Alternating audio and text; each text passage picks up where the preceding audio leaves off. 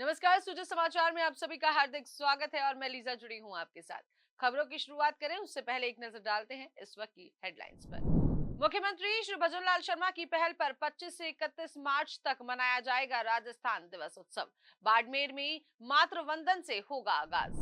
राजस्थान स्थापना दिवस के अवसर पर जयपुर के 3 मंदिरों में हुई विशेष प्रार्थना, भजन कार्यक्रमों का हुआ आयोजन। मुख्यमंत्री श्री भजनलाल शर्मा की पहल लाई रंग, दिव्यांगता को मात देकर आत्मनिर्भरता की मिसाल बने, दिनेश जाटव। विजयदान देथा साहित्य उत्सव का हुआ समापन, साहित्यकारों ने की मुख्यमंत्री श्री भजनलाल शर्मा के राजस्थानी भाषा को वैश्विक पहचान दिलाने के प्रयासों की सराहना। तो चलिए अब बात करते हैं खबरों पर विस्तार से। राजस्थान में मुख्यमंत्री श्री भजनलाल शर्मा के नेतृत्व में 25 से 31 मार्च तक भव्य रूप से आयोजित होने जा रहे राजस्थान दिवस उत्सव की शुरुआत इस वर्ष एक नए और ऐतिहासिक स्वरूप में हो रही है। पहली बार राज्य सरकार भारतीय नववर्ष की शुरुआत के साथ राजस्थान दिवस मना रही है, जो मुख्यमंत्री जी के सांस्कृतिक गौरव, नवाचार और जन कल्याण के समन्वय वाले विजन को दर्शाता है। इस उत्सव के अंतर्गत आयोजित होने वाले विविध कार्यक्रम न केवल राज्य की सांस्कृतिक विरासत को संजोएंगे, बल्कि इस दौरान मुख्यमंत्री श्री भजनलाल शर्मा प्रदेश के गरीब, महिलाएं, युवा और किसान वर्ग को सीधी सौगातें भी देंगे। 25 मार्च को बाड़मेर से मातृवंदन और महिला सम्मेलन से कार्यक्रमों का शुभारंभ होगा, जिसमें महिलाओं को सीआईएफ राशि, इंडक्शन कुकटॉप, स्कूटी और छात्रवृत्ति स्वीकृति पत्र जैसे लाभ प्रदान किए जाएंगे।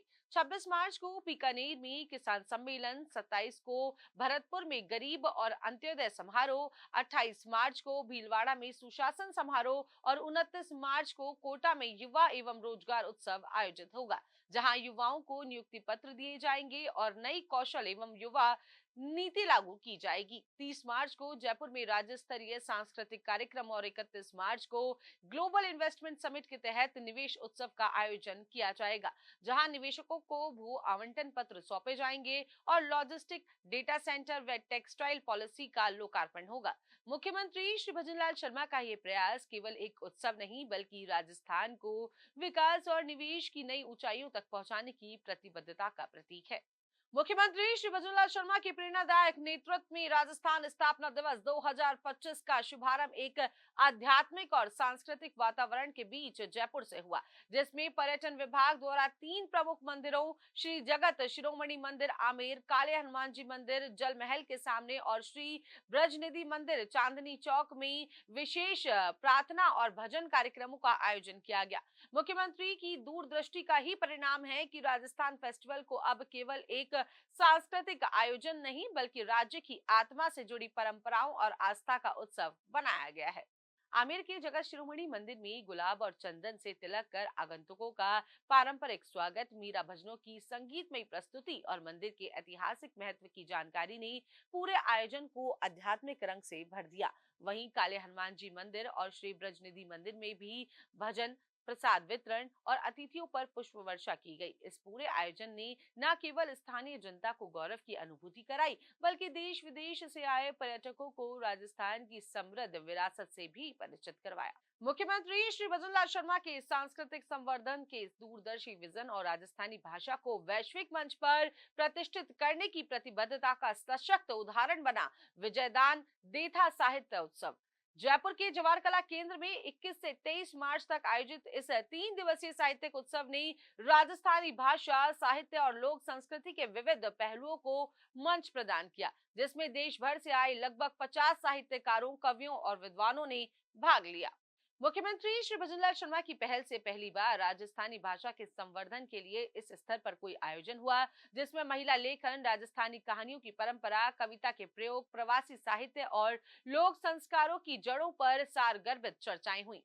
विजयदान देथा, कन्हैया लाल सेठिया, लक्ष्मी कुमारी चुंडावत जैसे साहित्यिक मनीषियों के योगदान को याद करते हुए साहित्यकारों ने कहा कि राजस्थानी भाषा केवल संवाद का माध्यम नहीं, बल्कि भावनाओं, परंपराओं और लोक जीवन की आत्मा है। सांस्कृतिक प्रस्तुतियों और गायन ने समा बांधा, तो वहीं विविध सत्रों में वक्ताओं ने नई पीढ़ी को भाषा और साहित्य से जोड़ने के उपाय सुझाए। मुख्यमंत्री श्री भजनलाल शर्मा के इस प्रेरक प्रयास की व्यापक सराहना हुई, जिसने यह सिद्ध किया कि वे न केवल एक कुशल प्रशासक हैं, बल्कि सांस्कृतिक मूल्यों और भाषाई विरासत को भी नई ऊर्जा देने वाले संवेदनशील जननायक हैं। उनकी बजट घोषणा के अनुरूप आयोजित यह उत्सव राजस्थानी भाषा को संविधान की 8वीं अनुसूची में शामिल करवाने की दिशा में भी एक मजबूत कदम माना जा रहा है। मुख्यमंत्री श्री भजनलाल शर्मा ने रविवार को ओडिशा के तालचेर में केंद्रीय शिक्षा मंत्री श्री धर्मेंद्र प्रधान के निवास पर पहुंचकर उनके पिता एवं पूर्व केंद्रीय मंत्री स्वर्गीय डॉक्टर देवेंद्र प्रधान को श्रद्धांजलि अर्पित की। इस मौके पर उन्होंने डॉक्टर प्रधान के निधन पर गहरा शोक व्यक्त करते हुए शोक संतप्त परिवार को सांत्वना दी और दिवंगत आत्मा की शांति के लिए ईश्वर से प्रार्थना की। मुख्यमंत्री श्री भजनलाल शर्मा ने कहा कि डॉक्टर देवेंद्र प्रधान एक समर्पित जनसेवक थे, जिन्होंने राष्ट्र हित में अपना महत्वपूर्ण योगदान दिया। उनके निधन से देश ने एक वरिष्ठ और अनुभवी राजनेता को खो दिया। मुख्यमंत्री ने एक्स पर पोस्ट करते हुए लिखा कि माननीय केंद्रीय मंत्री श्री धर्मेंद्र प्रधान के पूज्य पिताजी एवं पूर्व केंद्रीय मंत्री डॉक्टर देवेंद्र प्रधान के देवलोक गमन के उपरांत ओडिशा स्थित तालचेर में उनके निज निवास पर आयोजित शोक सभा में दिवंगत पुण्य आत्मा को श्रद्धा सुमन अर्पित कर श्रद्धांजलि दी। भगवान जगन्नाथ पुण्य आत्मा को अपने परम धाम में स्थान प्रदान करे, यही प्रार्थना है। मुख्यमंत्री श्री भजनलाल शर्मा के समावेशी और संवेदनशील नेतृत्व की बदौलत आज राजस्थान में दिव्यांगजन भी आत्मनिर्भरता की मिसाल बनते जा रहे हैं। इसका सजीव उदाहरण है उदयपुर के दिनेश जाटव, जिन्होंने राष्ट्रीय दिव्य कला मेले में अपनी स्टॉल लगाकर न केवल अपने परिवार का भरण पोषण किया, बल्कि हजारों लोगों को यह संदेश दिया कि दिव्यांगता कोई सीमा नहीं बल्कि हौसले को निखारने का एक अवसर है। दिनेश और उनकी पत्नी पूनम जाटव ने सरकारी योजनाओं का लाभ लेकर स्वरोजगार की दिशा में कदम बढ़ाया और अब अपने 15 वर्षीय बेटे के साथ गरिमापूर्ण जीवन जी रहे हैं। मुख्यमंत्री श्री भजनलाल शर्मा की सरकार ने दिव्यांगजनों के लिए जो योजनाएं शुरू की हैं, जैसे 50% लोन सब्सिडी, रोजगार मेले, हुनर विकास कार्यक्रम और सहायक उपकरणों का वितरण, उनसे समाज के इस वर्ग को न केवल आत्मसम्मान मिला है बल्कि आत्मनिर्भरता की नई राह भी खुली है। राष्ट्रीय दिव्य कला मेला, जिसकी अवधारणा भी मुख्यमंत्री के समावेशी विकास के विजन का हिस्सा है, दिव्यांग कलाकारों और उद्यमियों के लिए एक मजबूत मंच बनकर उभरा है। इस आयोजन में उमड़ी भीड़ और मिली सराहना इस बात का प्रमाण है कि श्री भजनलाल शर्मा की सोच हर व्यक्ति को मुख्य धारा से जोड़ने की है। दिनेश जाटव की प्रेरक कहानी न सिर्फ दिव्यांगजनों के लिए बल्कि पूरे समाज के लिए यह सीख है कि अगर सरकार की नीति में संवेदना हो और नेतृत्व में दूरदृष्टि हो तो कोई भी वर्ग पीछे नहीं रह सकता।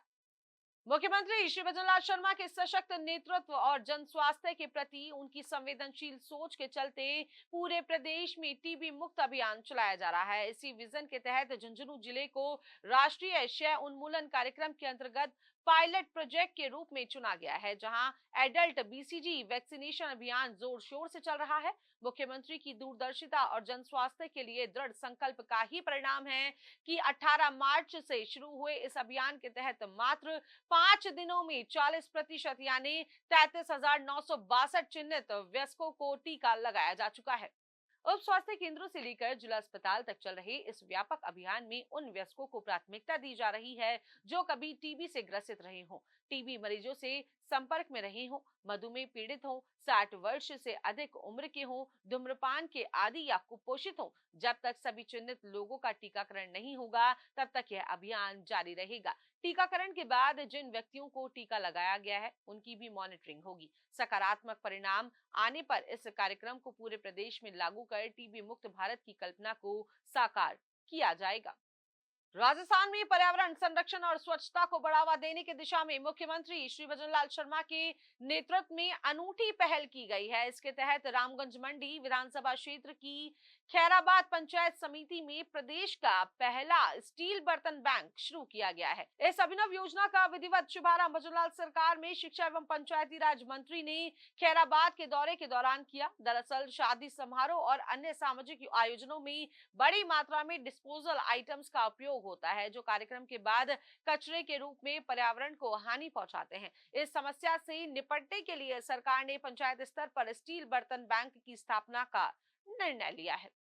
खैराबाद पंचायत समिति द्वारा संचालित इस बर्तन बैंक में प्रारंभ में 900 सेट स्टील बर्तन उपलब्ध करवाए गए हैं, जिनकी संख्या आवश्यकता अनुसार बढ़ाई जाएगी। इस पहल का उद्देश्य है कि आमजन इन आयोजनों में डिस्पोजल की जगह इन बर्तनों का निःशुल्क या नाम मात्र शुल्क पर उपयोग कर सके, जिससे पर्यावरण को स्वच्छ रखा जा सके। मुख्यमंत्री श्री भजनलाल शर्मा के नेतृत्व में इस योजना को चरणबद्ध तरीके से आगे बढ़ाया जाएगा और जल्द ही प्रदेश की 1000 ग्राम पंचायतों में स्टील बर्तन बैंक स्थापित किए जाएंगे। राजस्थान में मुख्यमंत्री श्री भजनलाल शर्मा के नेतृत्व में संचालित मुख्यमंत्री आयुष्मान आरोग्य योजना आज आम जन के लिए जीवनदायिनी साबित हो रही है। जी हां, इसी योजना के अंतर्गत चूरू के सरदार शहर के राजकीय उपजिला अस्पताल ने चिकित्सा क्षेत्र में एक ऐतिहासिक उपलब्धि दर्ज की है। यहां पहली बार एक 40 वर्षीय कैंसर पीड़ित मरीज का गाल के कैंसर का सफल ऑपरेशन पूरी तरह निःशुल्क किया गया, जो जिले में अब तक की सबसे जटिल और महंगी माने जाने वाली सर्जरी है। इस तरह की सर्जरी को चिकित्सकों की भाषा में कमांडो सर्जरी भी कहा जाता है। करीब 4 घंटे तक चले इस ऑपरेशन ने मरीज को नई जिंदगी दी और यह दिखाया कि मुख्यमंत्री श्री भजनलाल शर्मा के नेतृत्व में अब राजस्थान के दूरस्थ जिलों में भी विश्व स्तरीय चिकित्सा सेवाएं उपलब्ध हैं। अस्पताल प्रभारी डॉक्टर चंद्रभान जांगीड़ के अनुसार आमतौर पर इस तरह की सर्जरी के लिए मरीजों को जयपुर या निजी अस्पतालों में लाखों रुपए खर्च करने पड़ते हैं, लेकिन मुख्यमंत्री आयुष्मान आरोग्य योजना के तहत यह पूरी तरह मुफ्त हुआ। मुख्यमंत्री श्री भजनलाल शर्मा की स्वास्थ्य सेवाओं के प्रति प्रतिबद्धता और इस योजना के प्रभावी क्रियान्वयन से प्रदेश के हजारों जरूरतमंद परिवारों को न केवल बेहतर इलाज मिल रहा है, बल्कि आर्थिक बोझ से भी मुक्ति मिल रही है। सुजत समाचार में फिलहाल के लिए इतना ही, फिर होगी मुलाकात, तब तक के लिए दीजिए इजाजत, नमस्कार।